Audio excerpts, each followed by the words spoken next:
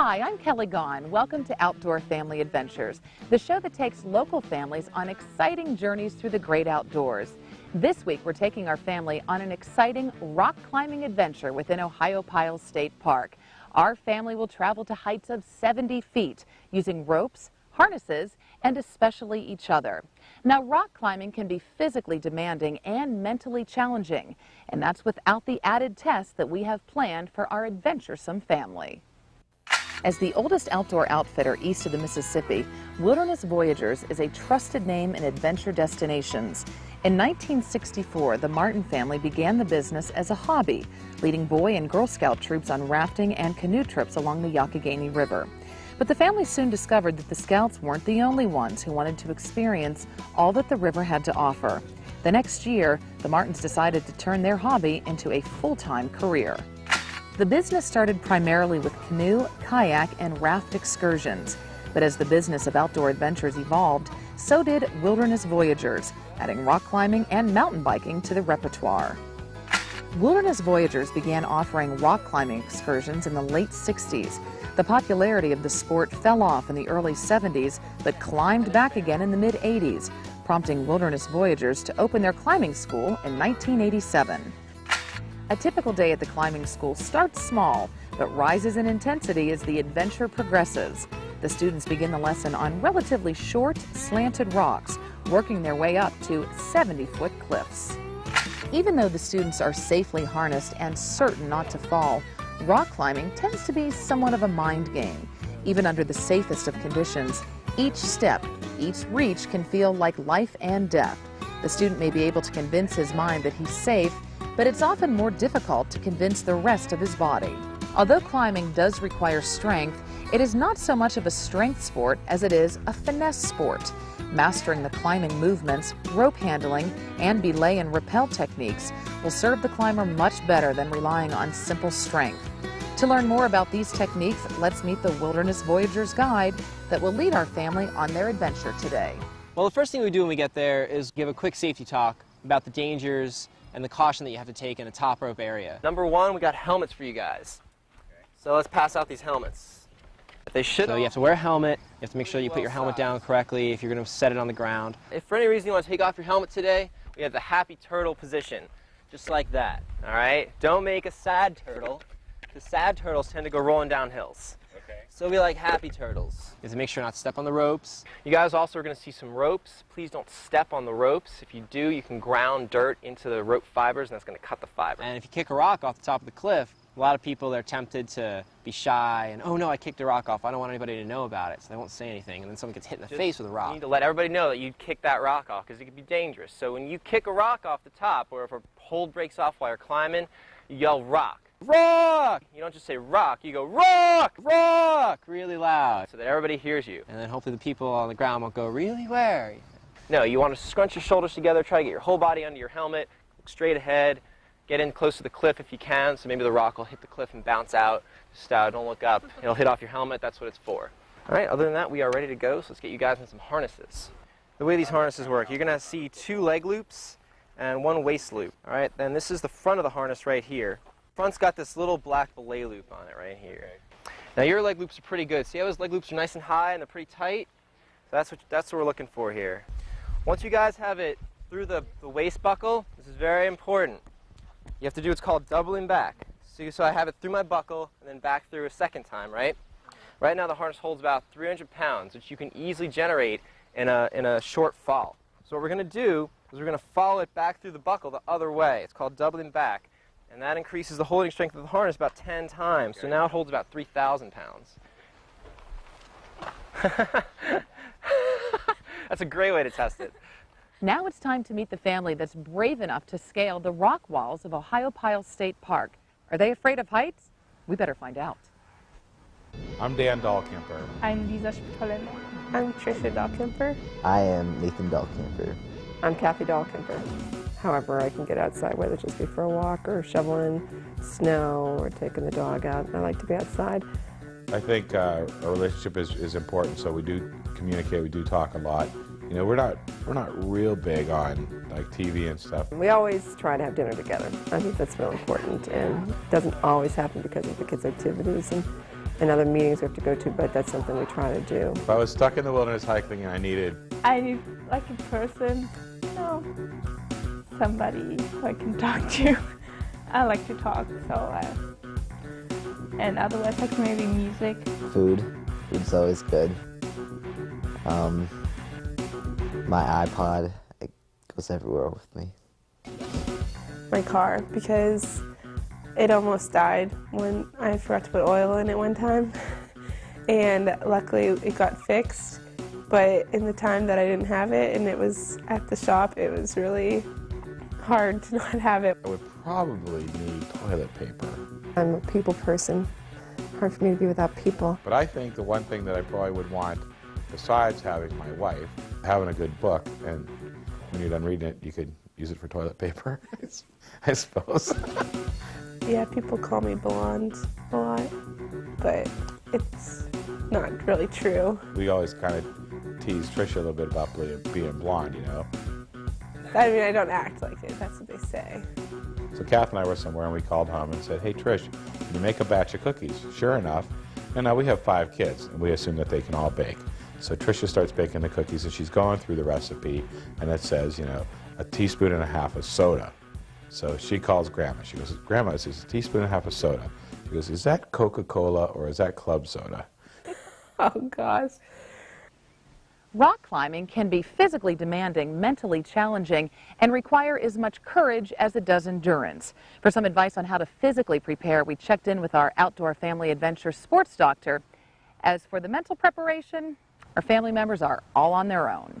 If you're going to go out and start rock climbing, it's always important to make sure that you warm up properly. You want to take about 5 or 10 minutes, do some stretches, targeting your arms, your legs, your neck, even your fingers. The hardcore climbers, they know how strenuous it is, and they know that it's not only an upper body workout. Most people never think about strengthening their fingers or their hands, and the really top-level rock climbers, that's one of the things they focus on. The other thing you don't really expect having to need are strong legs. You know, being able to support yourself, hold yourself in awkward angles, it's a lot more than just upper body strength. So you're at greater risk for having some kind of muscle strain or injury. So warming up is always a good tactic to start with. It is time to show our family the ropes, so check your fears at the bottom of the rock. And whatever you do, don't look down. Yeah, so we take them out there. It's about 20 miles or so. It takes about half an hour to get out there. And there's some pretty scenery on the way. This is Cucumber Falls right here. I don't know if you guys know. You know, and it's beautiful, just driving through the trees, you know, mountain on one side, valley on the other, just gorgeous. But what a pretty day it is today, you know? And then there's a really bumpy road on the way to Kralix, and it's one of those things where you better put your hands up or you're going to hit the ceiling with your head. The driving's definitely the more dangerous part of the day. Not because of me, just because of the natural hazards of driving. Yeah, there were a lot of bumps and was getting down and up and right and left. We're at the end of the road back here, you know, and it's beautiful. We are at a great climbing place called Kralix. It's sandstone. It's about 100 feet tall, which is really nice. It's a top roping area, so it's nice and safe. You can tie into some trees and get a good 100-foot climb in. It's really fun. Well, Nate went first on the first climb that we did. Climbing? He signals to me that he's climbing. He doesn't just start climbing right away. He tells me so that I know to be ready. Climb on. I've been at like those man-made walls. This wall, it just looks cool and it looks adventurous, and you just wanted to like get up and climb it. So at that one point, I was standing there and I'm thinking to myself, you know, what if I can't pull myself up, because there was a lot of upper body strength. She had on special shoes that Lou has, the climbing shoes, and she went up the straight face rather than kind of taking off to the left. And it kind of showed our little brother up. That's a good thing. Okay. There you go. The position. Dan was probably the most nervous of any of us, more nervous than I was prior to us even doing this. He was even saying that in the car. Man, I couldn't believe it. I just wasn't sure that I could do it, do you know what I mean? But it's just inch by inch. Okay, so you're not tied correctly. Let me see your harness. All right, it's double back. So belay is on. Lisa climbed great. She did great. Oh, I was proud of myself. It's good. Can I hold this? Oh. That was cheating. That was cheating. Lisa grabbed the rope. Yeah, I mean, the rope is just, you can wrap your hand around it and haul yourself up, and that's definitely cheating. I was exhausted and my arms really hurt. So I held on to the rope, and you're not supposed to do that. But my family actually always call me Schummler, and that's the word for cheater in German. Honey, nice job. That was the hardest part right there, what you just did. But it's much harder than I thought. When you look at the kids going, I think, oh, it's not really that bad. I can make it. Go, you got it. Nice. Pull that rope, man. I got to that first ledge and then up to the second ledge, which was okay. And then from there, I just lost all my confidence. Okay, Mom, that's good. I was trying to help my mom out because I know she's definitely afraid of heights. She has an extreme fear of heights. Bring that right hand where your left hand just was. I really don't think I can do this. You can do it, just try. You can do it, Mom. Yeah. Mom, you can do anything. I got up there and I was just kind of sitting and I started looking behind me and seeing how high I was getting up, and then I started getting a little hyperventilating. Can I come down? No, you gotta keep doing it. If you want to come down, you can, but I recommend that you keep going. I know. All right, Kathy, what's it going to be? Count to 10, and then at the end of 10, I need to know, up or down. Not in the box or something like that. I hold in my hand the envelope with the instructions, and Dan, please to read the instructions in your deep, melodious voice. All right, what do we have here? This challenge is called the Knot in the Box. It's time to test your knot knowledge. This is a team challenge. Each team will be given a box, some rope, and 5 minutes to tie the box shut. Then we'll switch boxes, and the first team to untie their box and open it gets to keep what's inside. Ooh. Yeah. So I bet you guys want to know what the teams are. Yeah. All right, the teams are kids versus adults. Yeah. Yeah. All right. I can test you. We got this. We have to beat them. We had to tie 3 ropes around a box, and then the other team had to untie them before we untied theirs. Well, that was fun, you know, and oftentimes we end up with parents that gets the kids, and of course the parents are smarter. All right, guys, you ready? On your marks, get set. 5 minutes on the clock. And the kids just went about making this crazy sloppy system, all over the place, chaos.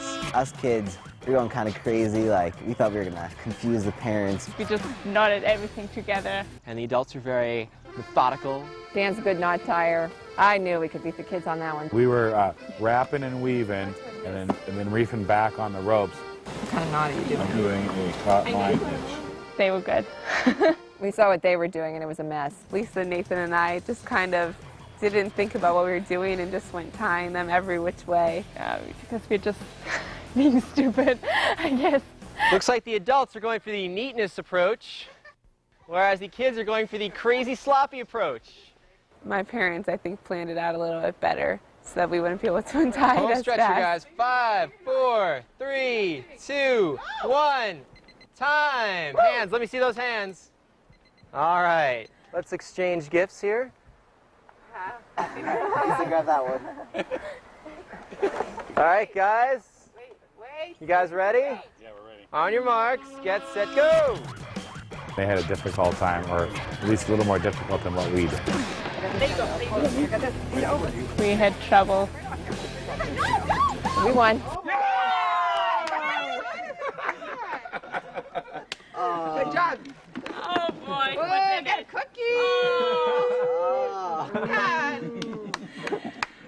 Oh, good job. Sometimes, don't you feel like the rat in the maze, and at the end you get a cookie? so that was a fun way to do it. We got cookies in the end, so it was exciting. A lot of people are afraid of heights. All right, give me one of 2 words, up or down. And Kathy was pretty afraid of heights. Okay. That's her decision. Good job, Mom. All right, Kat. I debated on whether to keep going and finally decided I was coming back down. So I think the heights is kind of holding her back. So like the rappelling coming up, it'll be interesting. After the climbing, we did a little rappelling, and that's where you start at the top of the cliff, and there's an anchor up there, and then you're attached to the rope, and then the rope goes through one of those blade devices, and then you can feed the rope gradually through the blade device and control your descent as you rappel down the rock face. This is the hardest part right here. You just walk backwards off the edge of the cliff, and you're just going to sit down into an L position and slowly walk down, right? Well, the hardest thing is actually the first thing to do is going over the edge. On rappel! This is a very physical thing, but not too physical, and it's very enjoyable. Okay. Going up was definitely effort, and climbing and pulling and all. The rappelling was just kick back, slide on down the rock face. That was kind of fun. Have fun. You just feel very uncomfortable to do that because there's just nothing under you. But since I got help, and everyone just said what you should do, it was okay. Okay, she's rappelling. I was actually a little nervous because I have a little bit of an issue with heights, and but I wanted to try it. I actually get kind of nervous. I mean, when I was first walking off the cliff, I get a little nervous, so I knew what she was thinking then, and so I knew it was a really big deal for her to be doing that. There you go. Clip it. Okay. Just don't look down, okay? Right there. Lou was walking me through it, and Lisa was standing where I could see her, and I just thought in my head, okay, I'm not going to look down, I'm not going to look down. All right, guys, in my hands I hold another exciting challenge, and Kathy is going to read this one. The wrist rope challenge. Ooh. This is a team challenge, ladies versus gentlemen. That's right. This challenge is simple. We're going to tie your wrists with rope and link you with a partner. Without untying the knots, you need to get yourself free. Oh my gosh. Now, you guys might notice that there are 3 ladies. I was going to say, how are we doing this? So we're going to pick 2 ladies to participate and 1 lady to coach. I was supposed to be the coach for the girls and trying to get them unknotted from each other. You guys are all tied up. On your marks. Get set, go. We each were tied onto a rope, and we had to come undone from each other. All the guys are getting it. Hurry up, ladies. We kept getting tangled up. We tried stepping in between each other's ropes, and we couldn't get it. In my mind, I was just not seeing how that was working. Let's do a little Zen action on this. Let's picture the 2 loops, and how does that work? I want to get it. There's a way to do it, right? There's a way to do it. Kind of a tough one. Well, when you know how to do it, it's easy now. Loosen. Can I loosen one? That's pretty loose already. That was really frustrating. I mean, you think of it mathematically. We're not allowed to cut them? No cutting the rope. Logically. That's close. And you couldn't really figure it out. Do you guys want to have more time to work on this, or do you want us to stop and let Lou I think we can get this. We have to go home like I want this? to get it. It was actually kind of neat to be an observer in that one. What are you going to do, Adam? Are we just going to have them start again? I'm going to give them a little more time. But during the wrist rope challenge, we gave them what we thought was plenty of time to figure it out, but they just weren't getting it. If you knew how to do it, you could do it in less than 10 seconds. Are you serious? And it turns out there was a little trick to it. All right, guys, so you guys have figured out, both teams have figured out that you guys are pretty much just 2 circles stuck together. Right. And 2 circles really don't come apart. Okay, they're just not going to get it anytime soon. So one of the producers of the show, he took me aside and he said, okay, Lou, here's how you really do it. Just go show them on camera. They just weren't getting it. It was really quite simple. Well, guys, I guess that was a tough one, huh? Yeah. All right, nobody got it, so we're going to call it a tie. So what you're going to do, Dan, you're going to take this piece, right? Right. And then go in from Nate's body here and go through there. Feed it through the actual wrist loop here. Yeah. Through the actual wrist loop. Now Nate's going to put his hand through that loop. Okay, and then you're going to pull it back out, Dan. Oh. And you guys should be free. Are you free? No, you're not free. You're just tangled again. Didn't work. Cut. Let's try again. Well, guys, I guess that was a hard one, wasn't it? All right, well, here's how you do it. Dan, I want you to take your loop. Okay, I want you to feed it in through Nate's wrist thing from the back. From the back, there you go. Okay, Nate's going to put his hand through it, and you're going to pull it back out. Okay, and you guys should be free. Oh, my God. All right, one more time. I know we got it this time. I know we got it. Oh, man. All right, cut. Well, guys, I guess that was a hard one, huh? Yeah. All right, well, here's how you do it. Dan, I want you to take this loop right here, and then you're going to put it through this loop on Nate's wrist. You're going to put it through from behind. Okay. Then Nate's going to take his hand, and he's going to put it through the loop. And then you're going to take it back out. And now you guys should be free. Like that? So let's see if you're free. Ah, they're free. That's how it goes. I think we could have got it if we had a little bit more time. All right, now slowly let your top half of your body down. Top half of my Top half of your body. First? Yep. Lou coached me, which was good. He coached me to lean back, and the more I leaned back, the tighter the rope felt, and the safer and more secure I felt. And then when I got to the edge and came off the edge, then after that, it wasn't bad at all. I'm proud of her for facing her fear and doing it, because it was a really big deal for her to be able to do that. It's really fun, and there's a real sense of pride having the kids come out here and having them enjoy this kind of activity. Nathan's going to get the bug to do this type of sport. He seemed to really like the climbing and the rappelling, and it's great to see him. He really enjoying it. Well, the family took to a lot of the skills very well. Nate was the only one who was willing to try belaying, and he did a really good job of it. He was, like I said before, he was so good that I was willing to let him belay me without a backup. And so I put my faith in him, and he did a really good job, didn't let me down. Here I go. You know what? Let me down a little bit, a little slack. It was actually kind of hard with your hands to belay, but it was pretty good. All right, Nate, give me a little slack. So it's really fun, and there's a real sense of pride having the kids come out here and having them enjoy this kind of activity rather than you know, something that was more programmed, like, you know, going to the mall or watching a movie or something. They obviously have been enjoying themselves today, and they're pushing themselves and developing confidence, and that's a learning process. They were all really good at their knots and threading their belay devices, and they were perfect, and I never really had to correct them, I just had to check them. We have a very exciting challenge for you guys, and Trisha is going to read it. Capture the Flag Challenge. Capture the Flag is usually a team event. On Outdoor Family Adventures, it's every man and woman for themselves. Each family member will rappel down the rock, stopping to collect flags along the way. Whoever collects the most flags in the least amount of time wins. Ooh, yeah. 5, so look for 5. You guys got to swing left and right to get them. Who's going first? Hey, I went first last time, I'll do it again. I'm really determined to kind of show them up a little bit. I'll give you time to shoot for. I think I was backwards. And he's going over, he's getting number 3. I wasn't really worried about the height issue. 10 seconds. How many? 5 now. Because I had something else to concentrate on. We each had to rappel down the wall. We had 2 minutes to collect as many flags as we could. Go, go, go! My family's pretty competitive, so it was fun to see everyone trying so hard to get them all. That last one, oh, man, I would have loved to pick that last one up. I was just thinking about these flags and how to get to them. So you have to swing over, felt like Secret Agent Man or something like a spy. The last flag was very hard. She's got the desire. It was all over to the right, and just the rope, it's hard to get over it because it just pulls you back.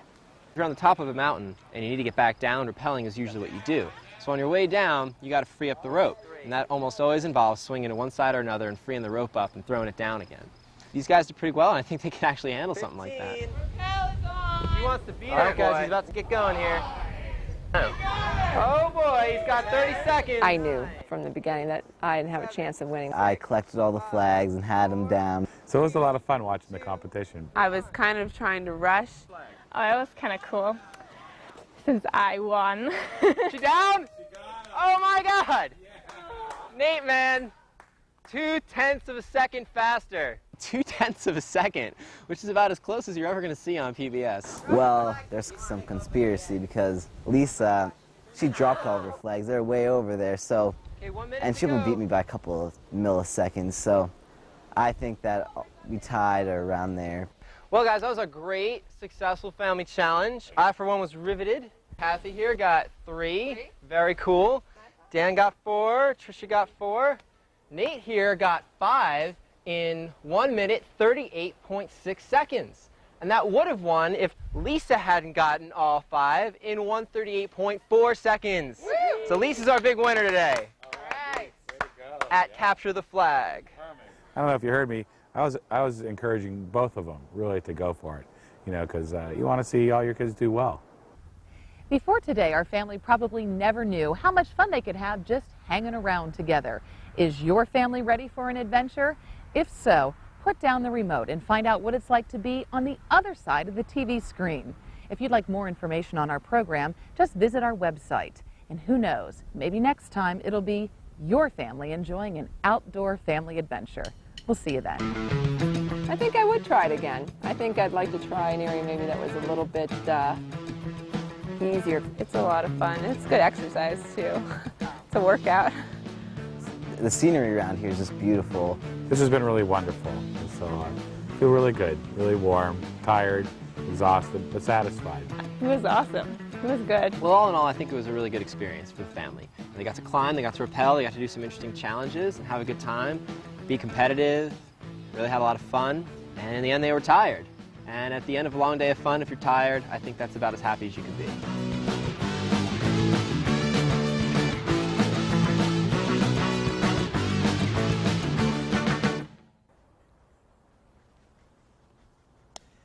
Can you use that? Funding for outdoor family adventures has been provided by the Pennsylvania Public Television Network and